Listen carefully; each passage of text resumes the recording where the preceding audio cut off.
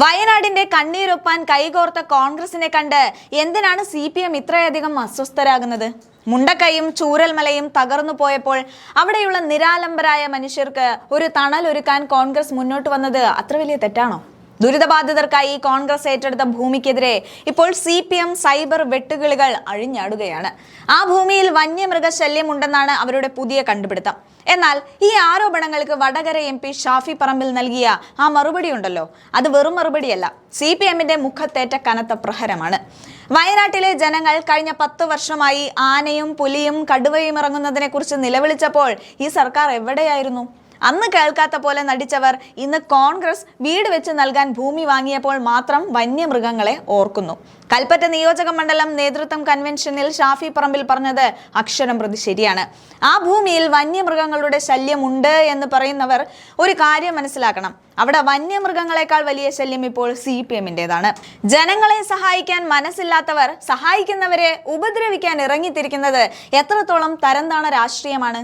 എല്ലാ കാര്യങ്ങളും ശാസ്ത്രീയമായി പഠിച്ച് ഒരു ഭവന പദ്ധതി നടപ്പാക്കാൻ ഒരുങ്ങുമ്പോൾ സഹായിച്ചില്ലെങ്കിലും ഉപദ്രവിക്കാതിരിക്കാനുള്ള ഉത്തരവാദിത്തം സർക്കാർ കാണിക്കണമെന്നും അദ്ദേഹം പറഞ്ഞു. വയനാട്ടിൽ ആനയും പുലിയും കടുവയും ഇറങ്ങുന്നത് കഴിഞ്ഞ 10 വർഷമായി ജനങ്ങൾ പറഞ്ഞുകൊണ്ടേയിരുന്നപ്പോൾ അതൊന്നും കേൾക്കാത്ത സർക്കാരാണ് കോൺഗ്രസ് പദ്ധതിയുമായി എത്തുമ്പോൾ കാട്ടാന തോട്ടമെന്നൊക്കെ വിളിക്കുന്നതെന്നും അദ്ദേഹം പറയുന്നുണ്ട്. എന്തായാലും അദ്ദേഹത്തിന്റെ ആ വീഡിയോ നമുക്കൊന്ന് കണ്ടു നോക്കാം. ഭൂമി വാങ്ങി എന്ന് പറയുമ്പോൾ അപ്പൊ എന്തിനാ CPMും കൈരളിയും ദേശാഭിമാനിയും ഇത്രയും അസ്വസ്ഥരാവുന്നത് എന്നുള്ളത് എത്ര ആലോചിച്ചിട്ടും മനസ്സിലാവുന്നില്ല.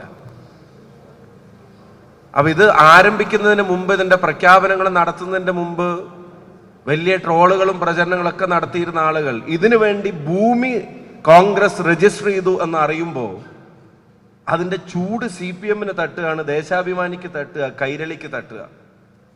അപ്പൊ പിന്നെ ആ സ്ഥലത്ത് ആന വരുന്നുണ്ടോ, പുലി വരുന്നുണ്ടോ, പൂച്ച വരുന്നുണ്ടോ എന്നൊക്കെ അന്വേഷിക്കുക.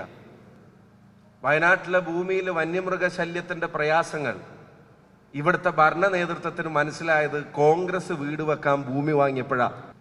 ഇപ്പോഴാണ് അവർക്ക് മനസ്സിലായത് ചില ഭൂമിയിൽ കടുവ വരുന്നുണ്ട്, പുലി വരുന്നുണ്ട്, ആന വരുന്നുണ്ട് എന്നുള്ളതൊക്കെ.